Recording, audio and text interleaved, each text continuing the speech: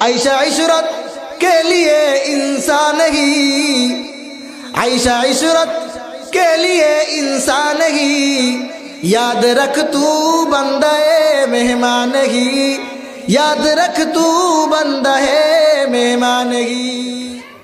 हजरत मालिक इब्ने दीनार रहमतुल्लाहि अलैहि তিনি আলে হক আলেম।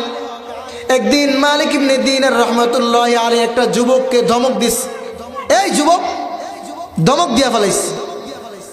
যুবক তো মালিক ইবনে দীনারের উপর খেপে গেছে, বলতেছে এই মোল্লা আপনি কি আমাকে চিনেন, আমার পরিচয় আপনি জানেন, আপনি যে আমাকে ধমক দিলেন। মালিক ইবনে দীনার রহমতুল্লাহি আলাইহি বলতেছে হ্যাঁ বাবা হ্যাঁ, আমি তোমাকে চিনি, তোমার পরিচয় জানি। যুবক মনে করছে আমি তো অত্র এলাকার অমুক দলের সভাপতি নেতা, মনে হয় মোল্লা আমার চিনছে। বলতেছে কোন, বলেন তো আমি কোন দলের সভাপতি। মালিক ইবনে দীনার রহমতুল্লাহি আলাইহি যুবককে এবার ডাকে বলতেছে যুবক এদিকে আসো। যুবকের হাত দিয়া সামনে বসায় বলতেছে যুবক তোমার পরিচয় নাও।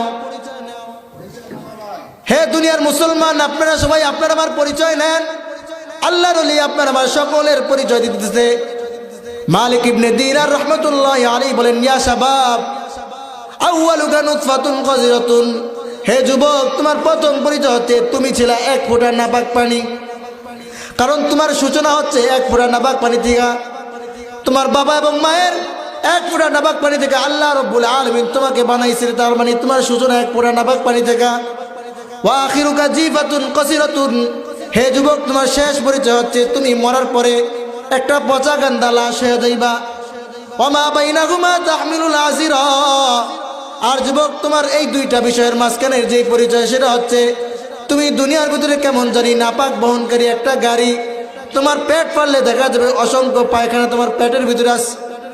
যুবক কিসের এত অহংকার, কিসের এত বড়াই, এত অহংকার করে তুমি তো দুনিয়ার ভিতরে টিকতে পারবা না। এই দুনিয়ার ভিতরে যে যতই অহংকার করছে না কেন, কারণ আল্লাহ রব্বুল আলামিনের কাছে কেউ টিকতে পারে নাই।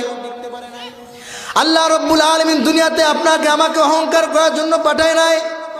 আল্লাহ বলতেছে বান্দা তোমাদেরকে আমি আল্লাহ রব্বুল আলামিন কোন একটা কাজের জন্য পাঠাইছি।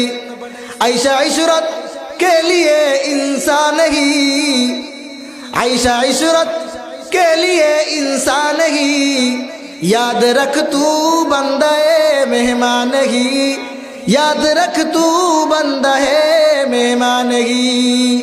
আপনি মনে করেন না যে আপনি দুনিয়াতে আসছেন, আপনি মেহমান, জামাই না যে আপনি আসবেন ঘুরবেন ফিরবেন খাইবেন, শ্বশুর বাড়ি দেয়া যেমন জামাই খায় ওরকম করার জন্য আল্লাহ আপনাকে পাঠায় নাই। আল্লাহ আপনাকে দুনিয়াতে একটা কাজের জন্য পাঠাইছে। আল্লাহ বলে বান্দা দুনিয়ার ভিতরে আমি তোমাদেরকে বড়াই করার জন্য পাঠাই নাই। এই দুনিয়ায় যেই বড়াই করছে না কেন তাকেই আমি আল্লাহ রব্বুল আলামিন ডাবায় দিস। কেউ এই দুনিয়ার ভিতরে বড়াই করে টিকতে পারে নাই, কারুন টিকতে পারে নাই, হামান টিকতে পারে নাই, রব্বুল আলামিনের সাথে বড়াই করে টিকতে পারে নাই, ঠিক কিনা?